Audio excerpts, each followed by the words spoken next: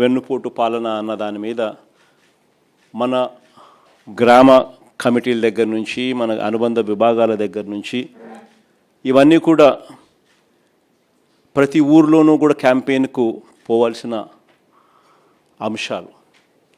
ప్రతి ఊరిలో కూడా వీళ్ళకి మెటీరియల్ కూడా కావాలి, ప్రతి ఇంటికి వెళ్ళాలి. వెళ్ళినప్పుడు చంద్రబాబు నాయుడు గారి పాలన మన పాలనకు సంబంధించి తేడాలు ఇవన్నీ కూడా చెప్పగలగాలి. వాటికి సంబంధించిన అన్ని విషయాలు కూడా మీ ద్వారా పార్టీ క్యాడర్కు మొత్తం అందుబాటులోకి తీసుకొచ్చే కార్యక్రమం చేస్తున్నాం. మన గుర్తింపు కార్డ్స్ అన్నీ కూడా తయారైపోయాయి. దాదాపుగా 14-15 లక్షల గుర్తింపు కార్డులన్నీ కూడా మన క్యాడర్కి అంతా గ్రామ స్థాయి వరకు మనం ఏదైతే అనుబంధ విభాగాలు తీసుకుని పోయే కార్డులన్నీ కూడా తయారైపోయాయి. సో ఆ కార్డులు మనం డిస్ట్రిబ్యూట్ చేయడం కూడా ఇందులో భాగంగా కూడా మనం పెట్టుకోవచ్చు.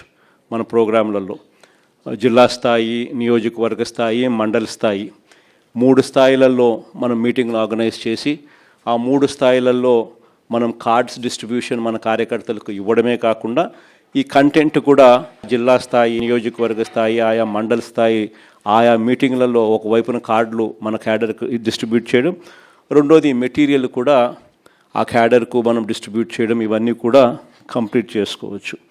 ఇవన్నీ కూడా QR కోడ్తో కూడా ఉన్నాయి కాబట్టి ప్రతి క్యాడర్ కూడా తన ఫోన్లోనే డౌన్లోడ్ చేసుకునే వెసులుబాటు కూడా తనకు ఉంటుంది. ఇంకొకటి ఏమిటంటే వెరీ ఇంపార్టెంట్ విషయం ఏంటంటే ప్రతి నియోజకవర్గంలో కూడా ప్రతి MLA candidate legal cell, media cell ఈ రెండింటిని కూడా వెంటనే స్ట్రెంథన్ చేసుకోవాలి. ఎందుకంటే ఇంకా రాబోయే రోజుల్లో వీటికి ఎక్కువ పని ఉంటుంది. రాబోయే రోజుల్లో పోటీ జరగనివ్వకూడదు అని చంద్రబాబు నాయుడు ఆరాటపడతాడు. సో మన క్యాడర్ మీద, మన వాళ్ళ మీద, మన మనుషుల మీద ఎక్కువగా దౌర్జన్య కాండలు చేస్తాడు. వాటి విషయంగా మన క్యాడర్ను మనం ప్రొటెక్ట్ చేసుకోవాలి, మన కార్యకర్తలను మనం ప్రొటెక్ట్ చేసుకోవాలి.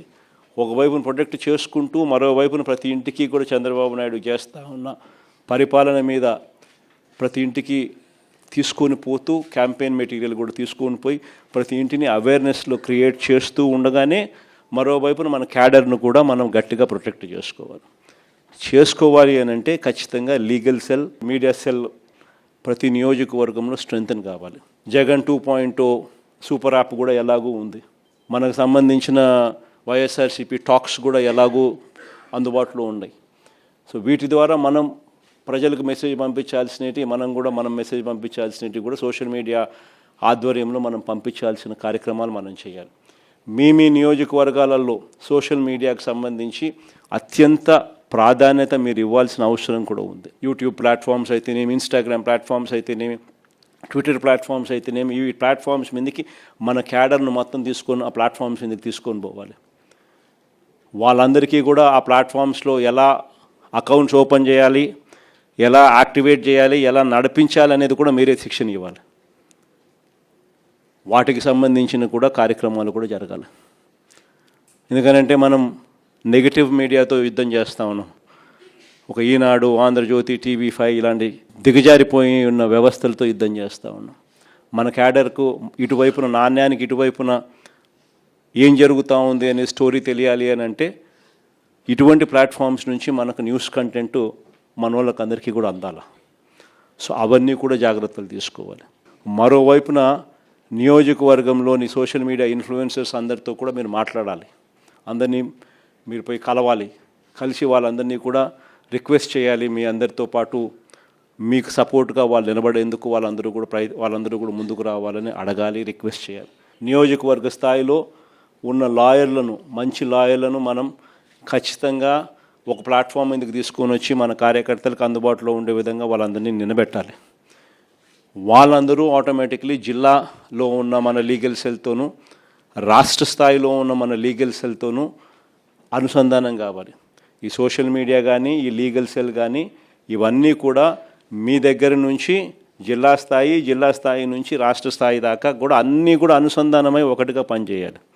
ఎందుకంటే హైకోర్టులలో ఇక్కడ ఉంటాయి, హైకోర్టులలో వేయాల్సినవి హైకోర్టులలో వేయాలి. సిమిలర్లీ సోషల్ మీడియాకి సంబంధించినవి కూడా అంతే. వాళ్ళకి ఎవరైనా పోలీసులు హెరాస్ చేస్తే వాళ్ళని కాపాడాల్సిన బాధ్యతలు మళ్ళీ ఇక్కడి నుంచి తీసుకోవాలి. కాబట్టి ఈ లీగల్ సెల్లు, మీడియా సెల్స్ మీరు జిల్లా స్థాయి అండ్ రాష్ట్ర స్థాయి అన్నీ కూడా ఒకటిగా తయారై ఒక యూనిట్గా తయారై ప్రతి నియోజకవర్గంలోనూ యాక్టివ్గా ఉంటూ అన్నీ కూడా కలిసికట్టుగా పనిచేసేటట్టుగా చర్యలు తీసుకోవాలి. ఎక్కడైనా మీ నియోజకవర్గాలలో మీరు ఎవరైనా ఈ విషయాల మీద యాక్టివ్గా లేకపోతే దయచేసి ఇప్పుడైనా కూడా గేర్ మార్చండి. రెండో important point door to door campaign. ఇది కూడా ప్రతి ఇంటికి చేరాలి. ప్రతి ఇంటికి మన కార్యకర్త వెళ్ళాలి. వెళ్ళి ప్రతి ఇంటికి కూడా మన ప్రభుత్వానికి ఈ ప్రభుత్వానికి మధ్య తేడాలు ఏమిటి అన్నట్టు కూడా ప్రతి ఇంట్లో వివరించాలి. ఇది నెంబర్ 2 కూడా వెరీ వెరీ ఇంపార్టెంట్ కార్యక్రమం. ఖచ్చితంగా ఈ రెండు కూడా కరెక్ట్గా జరిగేటట్టుగా చూసుకోండి. ఇక మూడో వెరీ ఇంపార్టెంట్ పాయింట్ ఏంటంటే క్యాండిడేట్ బలం. లోకల్ బాడీ ఎన్నికల్లో ప్రతి ఒక్కరూ గుర్తుపెట్టుకోండి, క్యాండిడేట్ బలం అన్నది కూడా చాలా చాలా ఇంపార్టెంట్ డెసిషన్ అవుతుంది. చిన్న ఎలక్టోరల్ బేస్ కాబట్టి క్యాండిడేట్ అనేవాడు కూడా క్రిటికల్ అవుతాడు. అక్కడ మనము ఎటువంటి భావోద్వేగాలకు పోవడము, ఎటువంటి ఈగోకు మనం పోకుండా అందరినీ కలుపుకొని పోయే విధంగా మనం కూడా ఉండాలి అనేది ప్రతి ఒక్కరు గుర్తుపెట్టుకోండి. ఎందుకనంటే 9 ఓట్లతో ఓడిపోయిన కేసులు ఉన్నాయి, 9 ఓట్లతో గెలిచిన కేసులు కూడా చాలా ఉన్నాయి. గెలుపు ఓటమిల మధ్య తేడా అన్నది ఎంత ఇంపార్టెంట్ అన్నది ప్రతి ఒక్కరు గుర్తుపెట్టుకోవాలి. అల్టిమేట్గా జో జీతా ఓ సికిందర్. గెలిచినోడు ఎన్నోట్లతోన్నా గెలిచి అది వేరే విషయం, గెలిచినోడు సికిందర్. అదే మాదిరిగా గుర్తుపెట్టుకోండి. ఈ గోలకు మనం పోయినాము అని అంటే మనం నష్టపోతాం. ఫస్ట్ మీరు గెలవాలి. గెలవడం కోసం ఈ ఈగోను పక్కన పెట్టండి. ప్రతి కార్యకర్త కూడా ఎక్కడెక్కడ మనం గట్టిగా ఆ గ్రామంలో కన్సాలిడేట్ చేసుకోవాలని ఇది ఒక అవకాశం కింద తీసుకోండి. ఆ గ్రామాలన్నీ కన్సాలిడేట్ చేయండి. ఆ గ్రామంలో ఆ కార్యకర్త చుట్టూ ఒక కన్సెన్సస్ క్రియేట్ చేయండి. ఇది కూడా ఒక ఆపర్చునిటీ కింద ఉపయోగపెట్టుకోమని చెప్తా ఉన్నా. ఈ నెక్స్ట్ 60 రోజులో నెక్స్ట్ 70 రోజులో ఏదన్నా కానీ నియోజకవర్గాలలో పూర్తిగా అందుబాటులో ఉంటూ పూర్తిగా దీని మీద ఫోకస్ పెట్టమని చెప్పి ప్రతి ఒక్కరితో కూడా రిక్వెస్ట్ చేస్తా ఉన్నా. ఎందుకనంటే ఆ కైండ్ ఆఫ్ అటెన్షన్, ఆ కైండ్ ఆఫ్ ఫోకస్ మీరు పెట్టినారు అని అంటే ఆటోమేటిక్లీ రిజల్ట్స్ వస్తాయి. పోలీసులకు ఇటువంటి వాళ్ళందరికీ కూడా గట్టిగా మెసేజ్ చెప్పండి. కన్ను మూసుకుని కన్ను తెలిసేసరికి 2 ఏళ్ళు కూడా పూర్తయిపోతాయి. ఎవడైనా కూడా ఏ పోలీస్ అధికారైనా కూడా పదవి దుర్వినియోగం చేస్తే మాత్రం ఖచ్చితంగా గుర్తుపెట్టుకుంటాం. డిజిటల్ బుక్లోకి వాళ్ళ పేర్లు ఎక్కిచ్చేసేయండి. ఆ తర్వాత మన ప్రభుత్వం వచ్చిన తర్వాత అన్యాయం చేసిన అధికారి ఎక్కడ ఉన్నా కూడా ఖచ్చితంగా శిక్ష పడేట్టుగా చేస్తామని మాత్రం ఖచ్చితంగా చెప్తా ఉన్నా.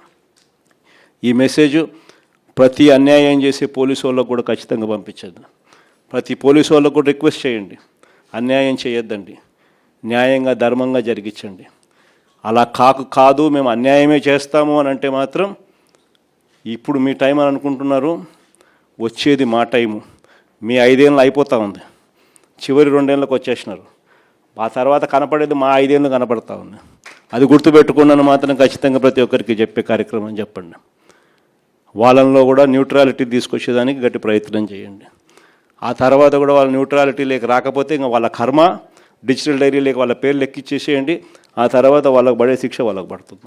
ఈ ఎలక్షన్ మిమ్మల్ని బలపడేదానికి ఉపయోగపెట్టుకోవాలి. ఈ ఎలక్షన్ స్టార్టింగ్ పాయింట్.